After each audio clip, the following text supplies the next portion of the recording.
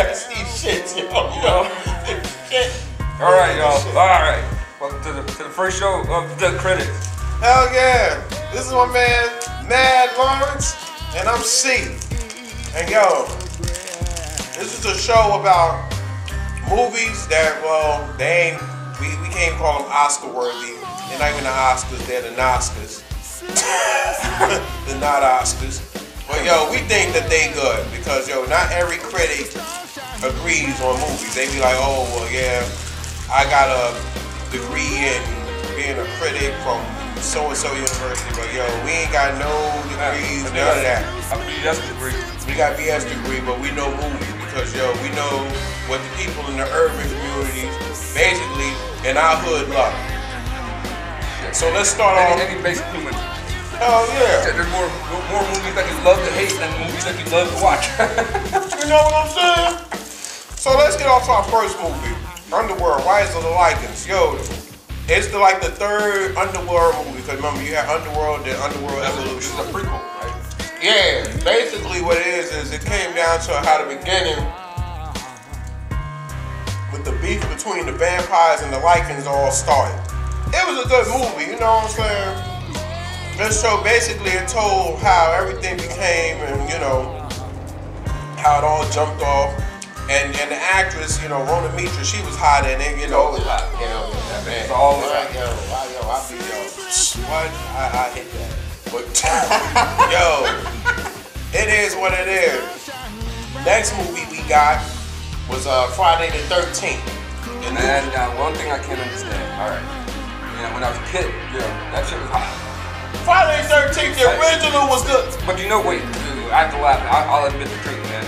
From the original movies, the second one was the one that scared me the most. The second one? Yeah, when he got his hockey mask and shit. When he was wearing the sack, exactly. Motherfucker looked like the Elephant Man. Yeah, well, I can't understand, man. Yeah, you have to explain this to me. Why are you gonna remake something that was already good and something that was almost 30 years old? You know, that still looks as good. They feel like we shot yesterday. I'll tell you why. You know why? You know why why they remaking shit? Cause Hollywood has ran out of creative shit to do. Y'all motherfuckers need to get on the ball and get something creative. Stop remaking shit. Yeah, shit. I mean, damn. They are gonna remake shit. They may as well keep going with the comic time. But the thing is, they gotta get it all right. You know what the problem is? I'm gonna tell you exactly what the problem is. The problem is, what it is they're not going to the fans. Fans gotta make movies. The fans, exactly. The fans gotta basically, you gotta stop letting these big corporate cats like Warner Brothers and shit handle superhero movies. They need to say, okay, you know what? We get the directors, but we need input from the fans. Because the fans is the ones that know these movies. Like The Watchmen that's getting ready to come out, that's about to drop in March 6th. That shit better be on point because The Watchmen is a big ass. You ever read the novel, the graphic novel? That shit's like this big. I remember, for me, yeah, I'm about to sound old. Because no, go ahead. No, it's all good. I remember first reading The Watchmen when I was in high school. You know, and at that point, man, it was a little overwhelming. And then, you know, I picked it up a couple years later and it was blown away. And I have to admit, man, you know, when I first heard the news that they were going to do the Watchmen movie, I was excited. I was really excited. So I had to go back and read it again. I read all the books, you know, from cover to cover. And, you know, I enjoyed everything in between, realizing that there was not only just the main story, but there was actually two other stories going on at the same time. You know, you've got the story about, you know, the kid reading his comic book sitting on the corner.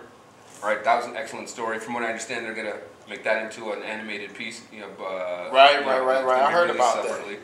Now, I don't know about the third piece, which was actually really good, which was a fictional piece within the book. Not fictional, I take it back. It's supposed to be non-fiction. The story about you know, the superheroes themselves. I think it was a biography that was written within the comic book by one of the heroes, and it blew me away, man. It was deep. But the story was badass and the visuals were off the hook. But see, this is what I don't understand. How are you going to fit a graphic novel of that proportion into a 2.5 hour movie? What they should have done was did that shit like Lord of the Rings. had that shit broken down in 3 fucking parts. Yeah. Because you can't do The Watchmen in 2.5 hours. Yeah, see, that's a problem, you know, when it comes to like our favorite books, you know, our favorite, see, growing up as a comic head, you know, and then wanting to see your shit in the movie. You also got to realize the problem of the filmmaker, man, is how to make that shit marketable. You know, how is someone who's never heard of this material going to sit in that seat, sit on your ass for 90 minutes, 2 hours, and enjoy something you don't know anything about? That's where the problem. That's what the big problem is. They have to sell it to the you know, to the guy who doesn't know anything about it. But see, now fuck that, because like I tell you people, a lot of people don't understand. Okay, you gross the biggest. Companies gross the biggest when their shit is on point. When the movie is not a flop. When the movie's a flop, ain't nobody coming to see your shit. No. I would rather do a movie that the shit is on point, but the shit might have to be broken down into 3 parts. Like Star Wars. Look at Lord of the Rings. That shit had to be broken down in 3 parts. Yeah, even though it wasn't exactly like the book.